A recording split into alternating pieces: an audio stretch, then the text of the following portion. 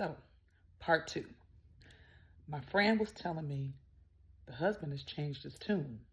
He needed to vent, and he shares with me that things weren't as great as they seemed. She quit her six-figure corporate position to become this coach and speaker, and things weren't going quite as well as they appeared on social media. I was not happy to hear this because it looked real. And I did want her to have and experience that type of life. My jealousy and comparison was not for her downfall, it was for my own desire to have something that appeared to be something else. Anyway, he tells me nothing was as it seemed and that the husband was quite miserable.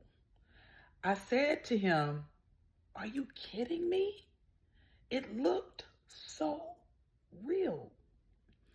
My friend then tells me, "Remember when you said that, you were comparing yourself and you just felt like you had been a failure and you hadn't done what you felt like you needed to do in your life and you should have better achievements and higher achievements in life?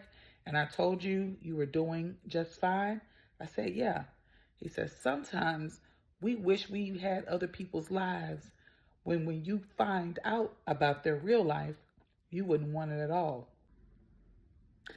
I was shocked.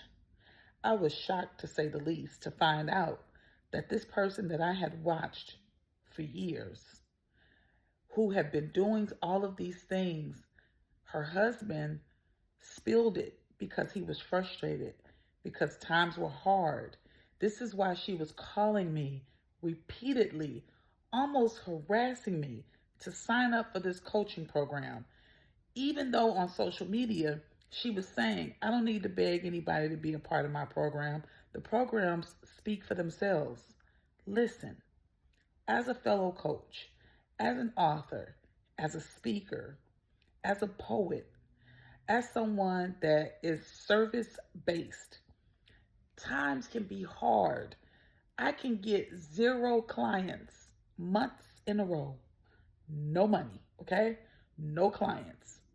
Now, I've created an online platform and coaching program where people will sign up for that way more often because that's a little bit more affordable. But my high coaching packages do not sell like that. Now, I'm being honest and transparent with you all. There have been people that have watched me that have become jealous, that have compared themselves to me. And I try to be as honest as possible with people and tell them this is not always easy. It's not always six-figure months. And so the thing about comparing yourself is it will steal your joy. Additionally, what you see is not what it is all the time. I'm not saying that there aren't people that don't live the lives that they showcase on social media. There may be some that are living the extraordinary, completely lavish lives that they show on social media. However, it is important to note that not all of those lives are real. But even if it is, it's their life. You don't need to compare yourself to anybody else's life. And I've learned that through the years. There are people that are close to me, there are people that are not so close to me. And I still know some intimate details of their life. And it doesn't appear to be what it is on social media. Even my life to some people looks differently than what they know me personally to be. My attempts are never to live a false life on social media and then this other life.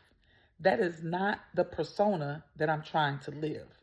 However, it's important that we understand comparing yourself to people and having jealous feelings about other people's lives can get us in trouble sometimes. Here's what I mean by in trouble. Me looking at your life, me wanting your life, me having a desire to have what you have, do what you do. It's taking me away from focusing on what my gifts are, focusing on my passion and my purpose.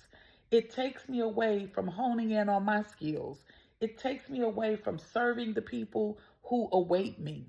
And so comparing myself never, ever, ever will give me what it is that I truly desire anyway. Because when you really think about it, their life is their life. Your life is meant to be yours. You shouldn't want what anybody else has. And I had to learn that, experience that, and be authentic in saying that out loud, that I was comparing myself. I was shooting myself down to look up at someone else that didn't even fully experience what they portrayed themselves to be experiencing. When you are a coach, when you are serving people in a capacity to uplift, empower, and help transform their lives, you do, to an extent, have to showcase the work that you've done. You do have to showcase the lives that you've helped, but you always have to show the authentic aspect of what that looks like. There are times where I've had 5 people in a room, and there are times I've had 75, 100, 200 people in the room. That's the reality. It changes. It's not always beautiful lilies and I'm running through with a white sundress on. You get my point?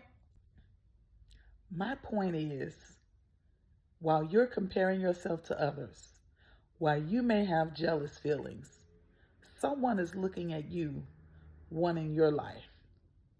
We spend a lot of time and energy that does not help us grow, that does not help us to become who we're supposed to become. And it just downright is just not an energy that we should continue to explore. When you know better, do better. So I hope that this message was helpful to you. If it was, know that I am the healing journaling coach. I do it hardcore now though. So click the link in the bio if you want to connect with me or leave me a comment. Let me know if this story helped you in some way. Until next time, peace.